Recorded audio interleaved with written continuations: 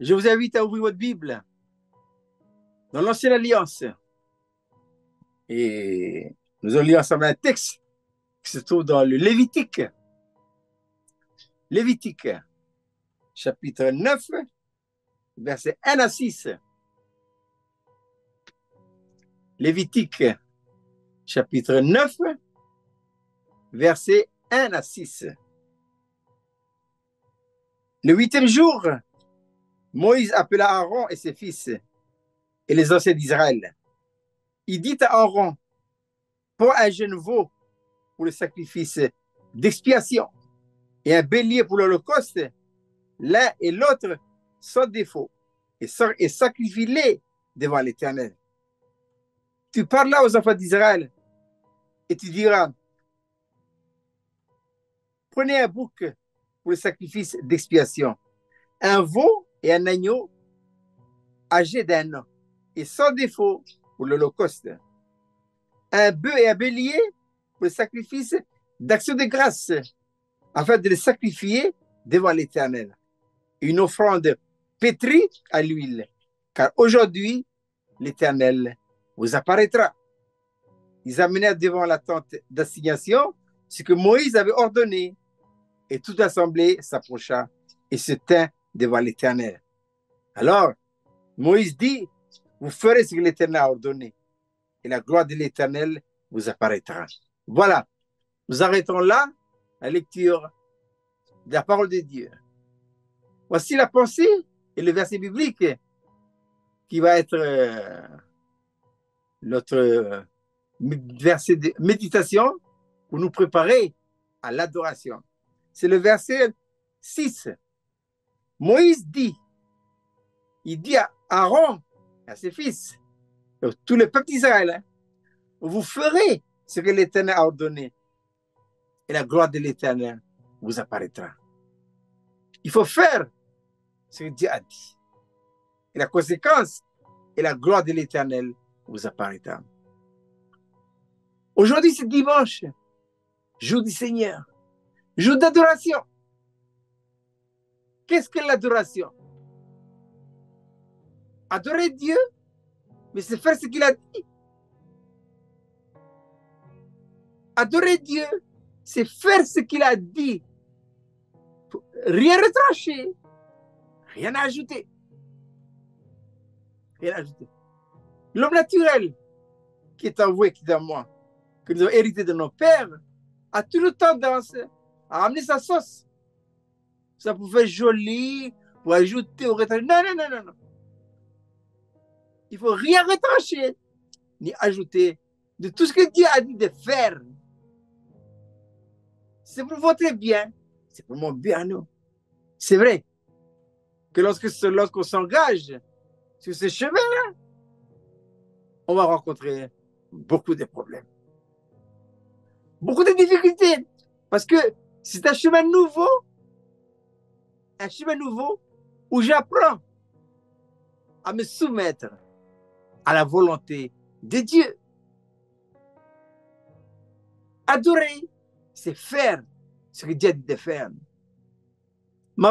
Et c'est ça, il m'appartient à moi de prendre la décision. C'est chacun pour soi. Je décide pour moi. Jésus avait dit au soir de sa vie, moi et ma maison, nous servirons l'Éternel. Jésus a engagé la maison, son foyer. C'est bien. Et il fallait. Mais quand Jésus va mourir, ses enfants, ils vont grandir. C'est à eux de faire leur choix. Mais il appartient à nous, pères de famille, mères de famille, d'engager le foyer. Et oui, d'engager le foyer. Les enfants, quand ils grandiront, ils feront leur choix. Moi, j'ai 5 enfants. Voilà. J'ai engagé mon foyer dans le message de la croix. J'ai dit, comme Jésus, moi et ma maison, nous servirons à l'Éternel. Mes enfants, maintenant, ils ont grandi. Ils font leur choix. Nous sommes en démocratie. Dieu n'oblige personne. Hein? En tout cas, La méditation ce matin dit, pour faire ce que Dieu a dit de faire. Rien à ajouter, rien à retrancher. Même si c'est à mes yeux, je peux faire mieux. Non, non, non, non. Ayant le regard fixé sur Christ, on dit l'auteur de l'Épître aux Hébreux, le consommateur et le rémunérateur de notre foi. C'est lui qui alimente notre foi. Comme j'ai dit tout à l'heure, par la promesse, les promesses. Alors que je me nourris, je nourris ma foi des promesses que ma foi prend des muscles. Et oui, et je n'ai pas peur. Et pourquoi? Ma foi grandit. Et ma foi prend des muscles lorsqu'elle se nourrit des promesses en lisant, en méditant et en faisant ce que Dieu a dit de faire. Quelle est la conséquence? Moïse dit aux enfants d'Israël, et la gloire de l'Éternel vous apparaîtra. Il y a une conséquence positive, mais il y a aussi une conséquence négative si on ne fait pas ce que Dieu a dit de faire. L'ennemi fera tout pour intervenir, cet élément de la vie naturelle qui va tout fausser. Hein? Attention, on peut être né de nouveau et faire ce que Dieu n'a pas dit de faire. De deux façons, soit en ajoutant ou soit en retranchant. Tenez ferme. Il y aura des difficultés en face. Il ne faut pas bouger. Il ne faut pas bouger. Si Dieu vous a, si vous avez la certitude dans votre cœur que Dieu vous a demandé d'accomplir telle mission, voyez, telle mission, eh bien, allez-y. Allez-y. Vous rencontrerez des vallées, des montagnes. Il y aura des tunnels. Il y aura des rivières à traverser des épreuves. Il ne faut pas bouger. Ne cherchez pas des solutions ailleurs. Regardez à celui qui vous a envoyé en mission. Regardez, c'est le Dieu créateur. Il est en nous. C'est lui qui prend les choses en main par le Saint-Esprit. Les problèmes, les difficultés, on en rencontrera. La mer en mouvement, la tempête. Regardez à celui qui vous a envoyé. Ne cherchez pas des solutions à droite et à gauche. Attention. Dieu a ses principes de vie. Le monde a aussi ses principes. N'intervenons jamais dans l'œuvre de Dieu les principes du monde. Non, non, non, non. Restons fidèles aux principes bibliques. Le monde, nous devons rentrer dedans. Hein. Le monde, dehors. Et, mais cette tendance en nous, mais c'est naturel. Pourquoi? Parce qu'on a grandi dedans. Faire rentrer dans l'Église les principes du monde entache l'œuvre de Dieu, amène la corruption, la saleté. Et Dieu n'aime pas. Il n'aime pas. Le Seigneur dit, par la bouche du prophète, j'ai aimé Jacob, j'ai haï Isaïe. Dieu aime ce qui est de l'esprit. Principe biblique. Il est ce qui est de la chair. Il est ce qui est de la chair. Attention à ça. Utilisons les principes bibliques. Et les principes bibliques, principes divins, consistent à mettre confiance en Dieu. Même si la situation est catastrophique, même si la situation est dangereuse, cassez pas la tête. Dieu a 1000 solutions dans sa poche pour sortir de là. Je prendrai 2 exemples. Un exemple dans l'Ancienne Alliance et un dans la Nouvelle Alliance. Des hommes hein, qui ont fait rentrer le principe du monde. Voilà. Et tout de suite, Dieu a sanctionné. Simplement que 2 exemples. Un dans l'Ancien et un dans le Nouveau. Dans l'Ancien, c'est à propos du tabernacle, l'arche. On sait que le tabernacle est divisé en 3 parties. Le lieu 3 fois saint, on appelle la Shekinah, le lieu saint et le parvis. qui correspond à quoi maintenant? À l'esprit, l'âme et le corps. Mais nos fils ne font le service dans le tabernacle que les Lévites. Et pourquoi les Lévites? Ils ont répondu à l'appel de Moïse. Dans l'épisode du veau d'or, dans Genèse 32, dans Exode 32, où ça? Dans le désert. Moïse était là devant la porte, lançant le cri, qui est pour l'Éternel? À moi. Personne n'a bougé. Les 11 tribus d'Israël, ils n'ont pas fait un pas. Ils n'ont pas bougé. La seule tribu qui a bougé, c'est Lévi. Ça a dû être un spectacle extraordinaire, merveilleux. La toute petite tribu en Israël, la toute petite tribu, s'est levée et a répondu à l'appel de Dieu au travers de son serviteur Moïse. Oui, mais c'est bien de répondre. Maintenant, il y a les exigences. Il y a les exigences. Lévi est appelé à servir dans le tabernacle et eux tout seuls. Eux tout seuls. Et voilà qu'un jour, dans l'histoire, une fois rentré à Canaan, eh bien, l'arche qui se trouve dans l'ultrafossage de la Shekinah est partie. C'est Ichabod. La gloire s'en est allée. La gloire est sortie d'Israël chez les Philistins. Ça a duré quelques années, beaucoup de temps. Et lorsque David a repris les rênes du pays, il a décidé de faire quoi? Il a décidé de ramener l'arche à sa juste place. L'intention est bonne, mais c'est la manière maintenant. Hein? Il faut joindre à l'intention la manière. Et quand je dis la manière, principe, qui doit amener l'arche? Les Lévis. C'est les Lévis, hein? Pas les autres. Hein? David, pour ça c'était annoncé le cas de Dieu. Hein? Il n'a pas fait ça là. Comment il a fait? Eh bien, il a amené l'arche sur des bœufs, avec des chars. Et Dieu n'a jamais dit ça. C'est un principe monde. N'intervenez jamais le monde dans l'église. Dans l'église, quels que soient nos besoins, matériels, financiers et tout, mais regardez à Dieu. On n'a pas besoin de l'argent public pour faire nos églises. On n'a pas besoin de l'argent de la commune, de l'État pour faire ça. Là. Non, non, non. Les enfants de Dieu, il faut donner votre argent à Dieu. Nous devons financer la maison de papa. C'est nous, c'est notre argent. C'est la sueur de notre front. Pour financer la maison de notre Père. Amener l'argent de l'extérieur, c'est amener les principes bibliques. C'est amener la mort spirituelle. C'est amener la corruption. Veillons à ça. Veillons à ça. Les bigots, les kermesses, les tombolas et tout ça, dans l'église, mais c'est un principe du monde, ça. Enfant de Dieu, donne ton argent à Dieu.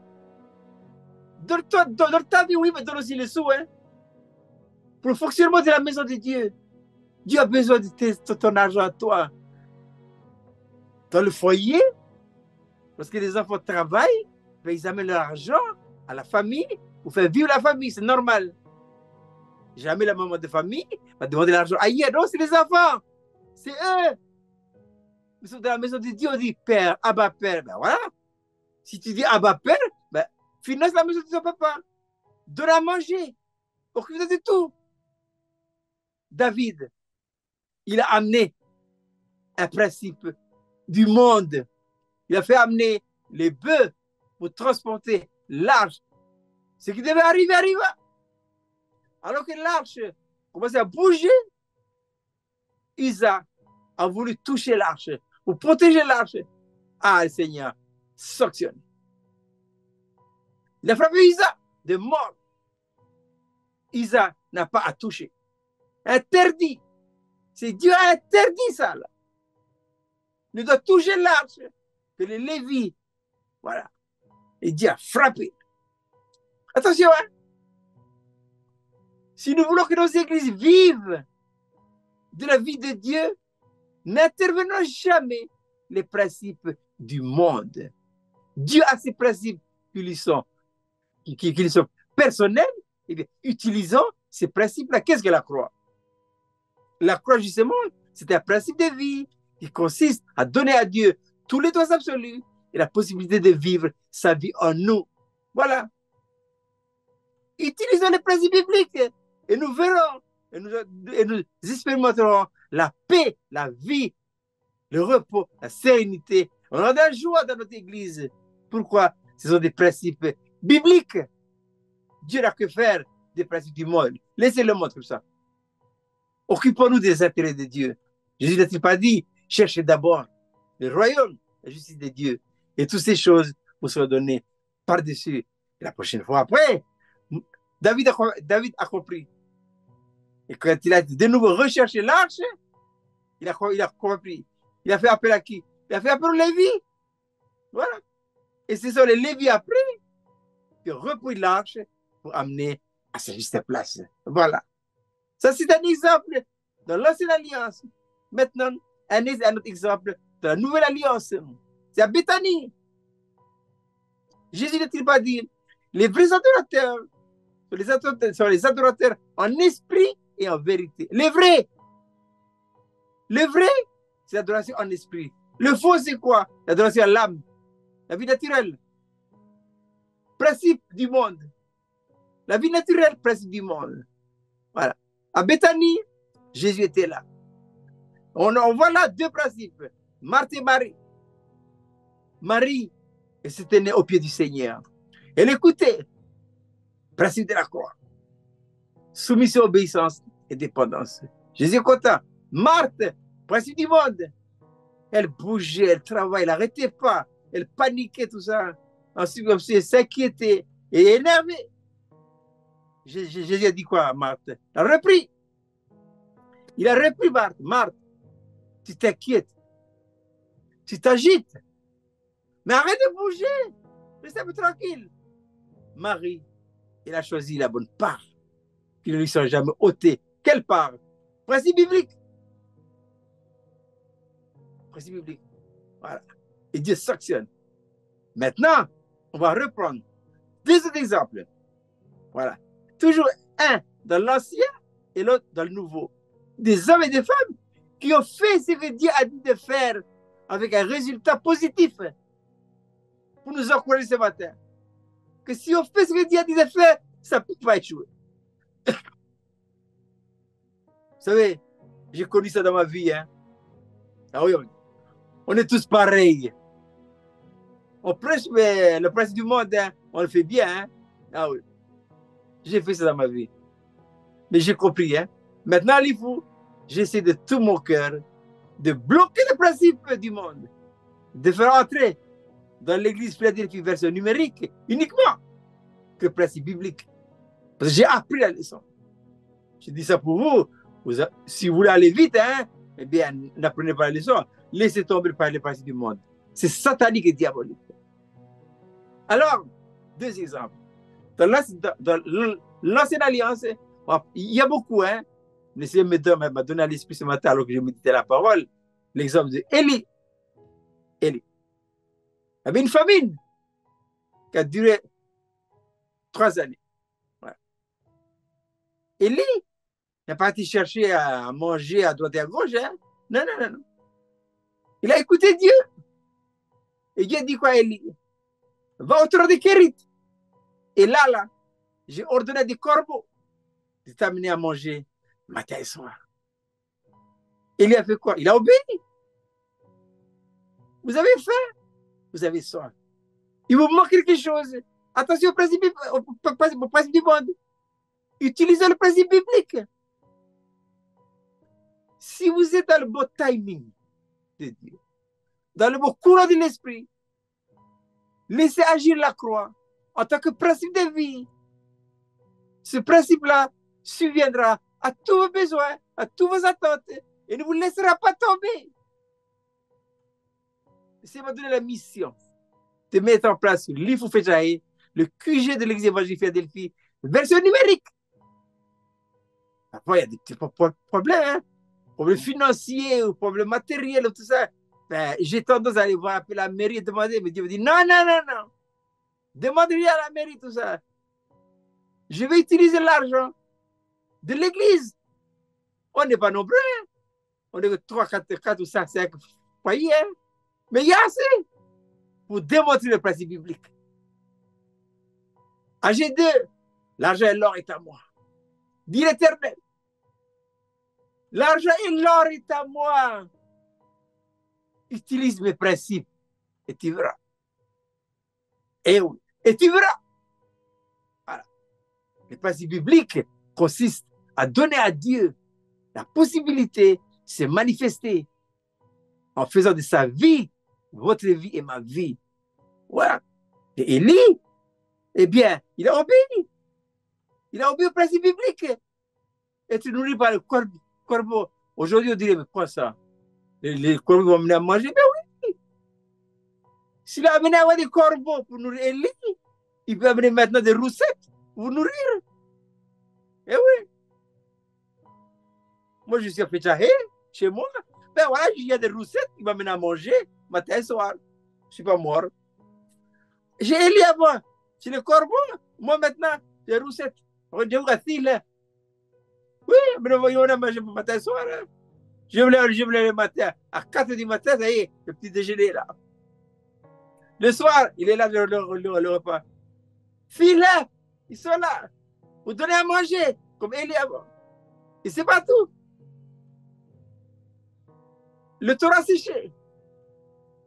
Et le Seigneur dit à Élie, écoute, va s'arrêter. J'ai ordonné à une veuve de s'occuper de toi. Élie ne s'est pas posé la question. Mais Sarita, mais c'est qui? Mais c'est trop loin, je vais marcher. Mais il y a beaucoup de veuves là-bas. Comment savoir si c'est la bonne femme? Il faut faire comment? Casse pas la tête. Dieu a parlé. Principe divin, tu marches et tu avances. Il y a des problèmes. Notre Dieu, il est omnipotent. Il envoie un bulldozer devant pour ouvrir la route pour ceux qui veulent obéir au principe. Lui va avoir les bulles.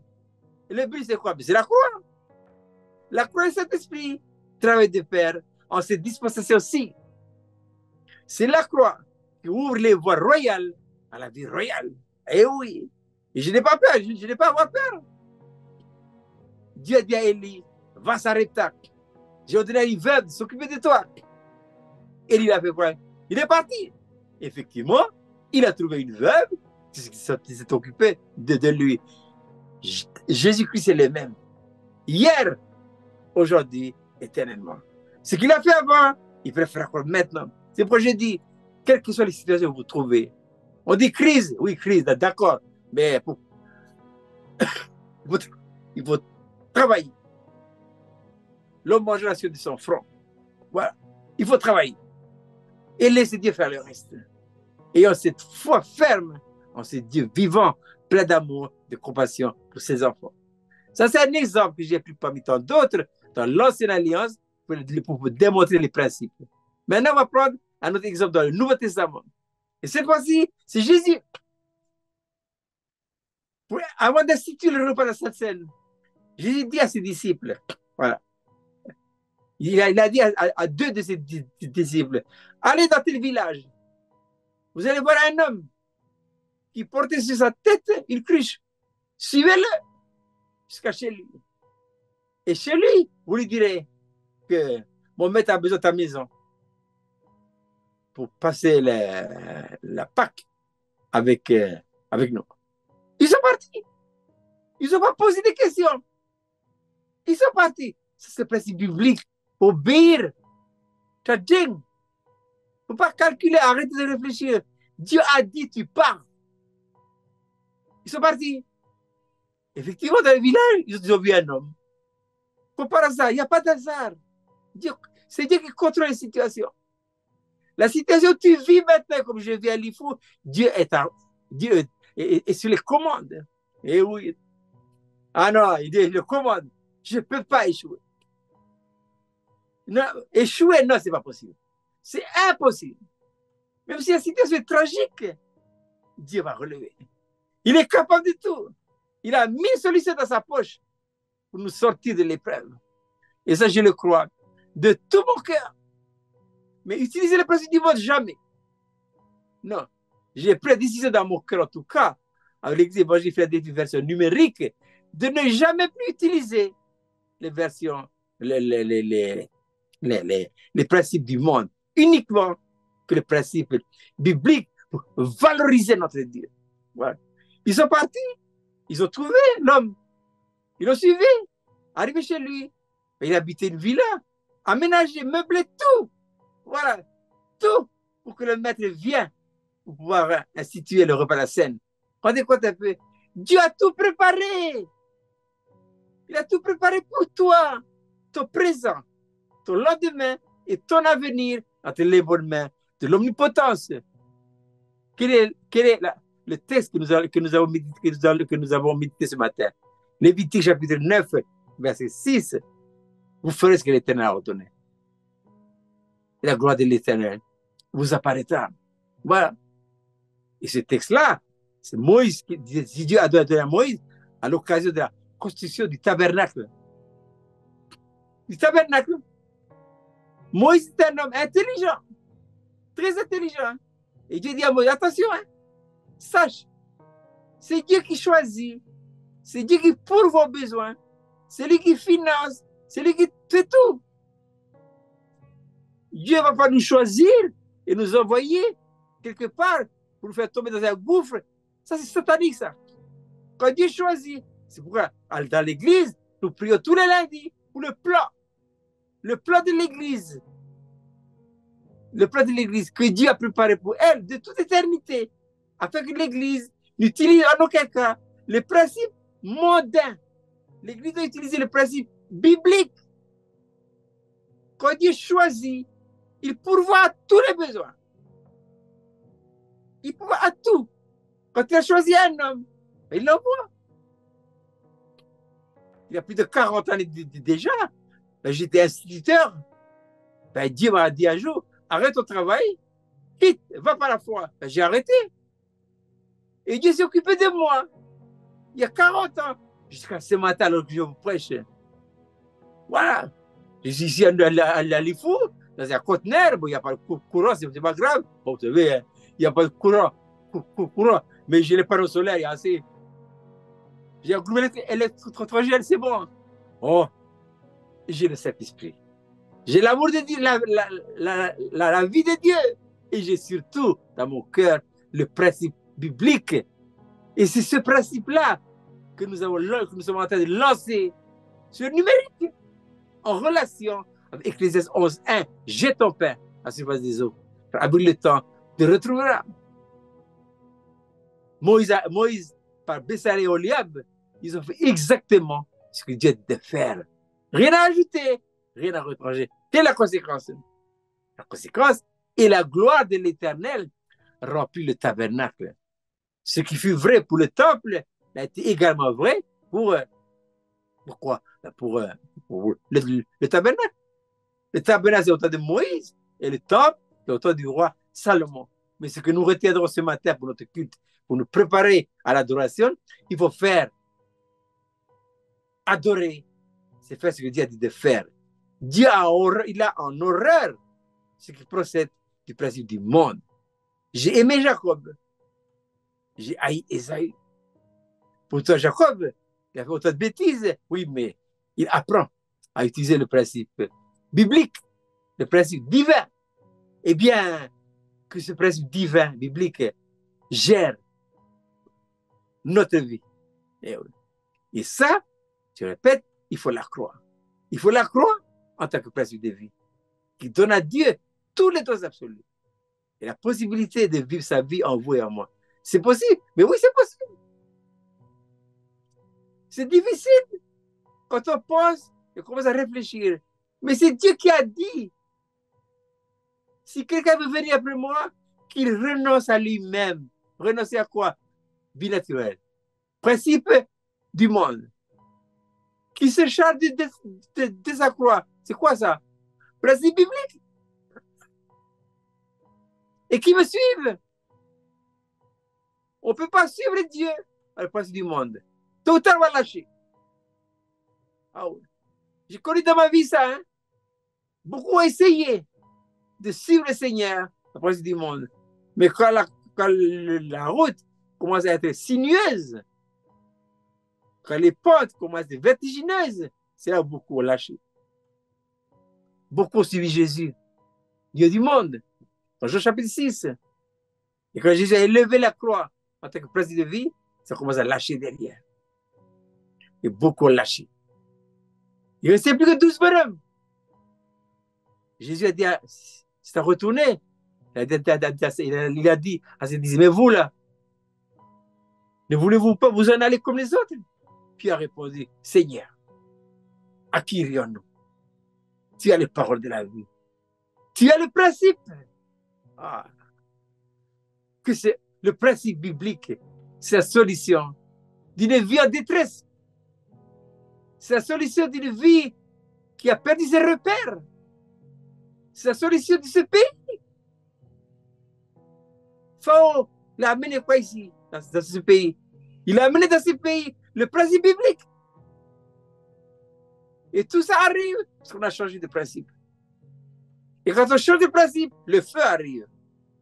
L'ennemi arrive pour détruire et démolir.